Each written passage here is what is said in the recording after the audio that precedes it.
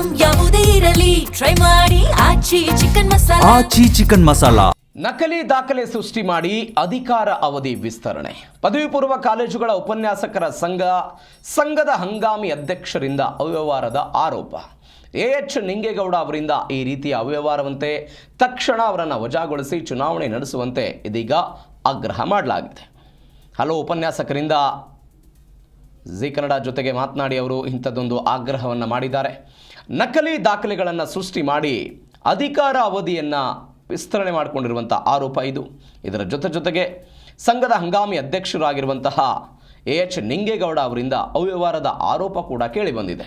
ಹೀಗಾಗಿ ಅವರನ್ನು ತಕ್ಷಣವೇ ವಜಾಗೊಳಿಸಿ ಚುನಾವಣೆಯನ್ನು ನಡೆಸಬೇಕು ಎನ್ನುವಂಥ ಆಗ್ರಹ ಪದವಿ ಪೂರ್ವ ಕಾಲೇಜುಗಳ ಉಪನ್ಯಾಸಕರ ಸಂಘದಿಂದ ಬಂದಿರೋದು. ಪದಾಧಿಕಾರಿಗಳ ಅವಧಿ ಮುಗಿದು 2 ವರ್ಷಗಳು ಕಳೆದರೂ ಕೂಡ ಈ ಹಿಂದೆ ನಿಕಟಪೂರ್ವ ಅಧ್ಯಕ್ಷರಾಗಿದ್ದಂತಹ ಎಎಚ್ ನಿಂಗೇಗೌಡರು ಹಂಗಾಮಿಯಾಗಿಯೇ ಸುಮಾರು 2 ವರ್ಷಗಳಿಂದ ಅಕ್ರಮವಾಗಿ ಅಧಿಕಾರದಲ್ಲಿ ಮುಂದುವರಿತಾ ಇದ್ದಾರೆ. ಹಾಗಾಗಿಯೇ ತಮ್ಮ ಮಾಧ್ಯಮದ ಮೂಲಕ ನಾನು ಮನವಿಯನ್ನು ಮಾಡೋದೇನೆಂದರೆ, ನೈತಿಕ ಹೊಣೆಗಾರಿಕೆಯನ್ನು ಹೊತ್ತು ಮಾನ್ಯ ನಿಂಗೇಗೌಡರು ಕೂಡಲೇ ಆ ಸ್ಥಾನದಿಂದ ತ್ಯಜಿಸಿ ಕೂಡಲೇ ಎಲ್ಲ ಉಪನ್ಯಾಸಕರಿಗೆ ಮುಕ್ತವಾದಂತಹ ಸದಸ್ಯತ್ವಕ್ಕೆ ಅವಕಾಶವನ್ನು ಕೊಟ್ಟು ಮುಕ್ತ ಮತ್ತು ನ್ಯಾಯಯುತವಾದಂತಹ ಚುನಾವಣೆ ನಡೆಸೋದ್ರ ಮೂಲಕವಾಗಿ ನೂತನ ಪದಾಧಿಕಾರಿಗಳ ನೇಮಕಕ್ಕೆ ಅನುವು ಮಾಡಿಕೊಡಬೇಕು ಅಂತೇಳಿ ಈ ಮೂಲಕವಾಗಿ ತಮ್ಮನ್ನು ವಿನಂತಿಯನ್ನು ಮಾಡ್ತೇನೆ. ಉಪನ್ಯಾಸಕರ ಸಂಘ ಆಗಿರೋದ್ರಿಂದ ಇದು ಸರ್ಕಾರದ ವ್ಯಾಪ್ತಿಯಲ್ಲಿ ಬರೋದಿಲ್ಲ.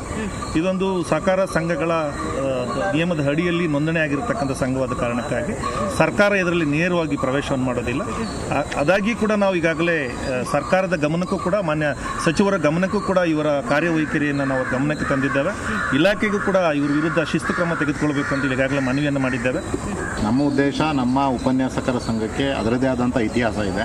ಅಂಥ ಸಂಘವನ್ನು ಉಳಿಸ್ಬೇಕಾಗಿರೋವಂಥದ್ದು ನಮ್ಮೆಲ್ಲರ ಜವಾಬ್ದಾರಿ. ನಾವು ಮಕ್ಕಳಿಗೆ ಪಾಠ ಮಾಡೋಂತಹ ಉಪನ್ಯಾಸಕರು ನಾವೇ ಸುಳ್ಳು ದಾಖಲೆಗಳನ್ನ ಸೃಷ್ಟಿಸಿ ಅಧಿಕಾರದಲ್ಲಿರೋವಂಥದ್ದು ತಪ್ಪು. ಹಾಗಾಗಿ ನಾವು ಹೇಳ್ತಾ ಇರೋದೇನು ಅಂತಂದರೆ, 2 ವರ್ಷ ಆಗಿದೆ ಅವಧಿಯನ್ನು ಮುಗಿದು ನಮ್ಮ ಉಪನ್ಯಾಸಕರ ಹಿತಾಸಕ್ತಿಗಳಿದ್ದಾವೆ, ಸಮಸ್ಯೆಗಳಿದ್ದಾವೆ. ಈ ಸಮಸ್ಯೆಗಳಿಗೆ ನಾವು ಹೋರಾಟ ಮಾಡಬೇಕು. ಅಂಥದ್ರಲ್ಲಿ ಅವರ ವೈಯಕ್ತಿಕ ಲಾಭಕ್ಕೋಸ್ಕರ ನಾವು ಬೆಂಗಳೂರು ಕೇಂದ್ರದಲ್ಲಿ ಇಟ್ಕೊಂಡು ನಮ್ಮ ಸಂಘವನ್ನು ಬಲಿ ಕೊಡ್ತಾ ಇರುವಂಥ ಕೆಲಸ ಆಗಿದೆ. ಹಾಗಾಗಿ ನಮ್ಮ ಸಮಸ್ತ ಉಪನ್ಯಾಸಕರ ಸಂಘ ಉಳಿಬೇಕು. ಏನು ಮಾನ್ಯ ತಿಮ್ಮಯ್ಯ ಪುರ್ಲೆ ಅವರಿದ್ದಾಗ ಇಂಥ ಬಲಿಷ್ಠ ಸಂಘ ಇತ್ತು, ಅದೇ ಥರದ ಸಂಘವನ್ನು ರಚನೆ ಮಾಡಬೇಕು. ರಚನೆಯನ್ನು ಮಾಡಿ ನಮ್ಮ ಹಕ್ಕುಗಳಿಗೆ ನಾವು ಹೋರಾಟವನ್ನು ಮಾಡಬೇಕು. ಆ ಉದ್ದೇಶದಿಂದ 7 ವರ್ಷ ಆಗಿದೆ, ಇನ್ನೂ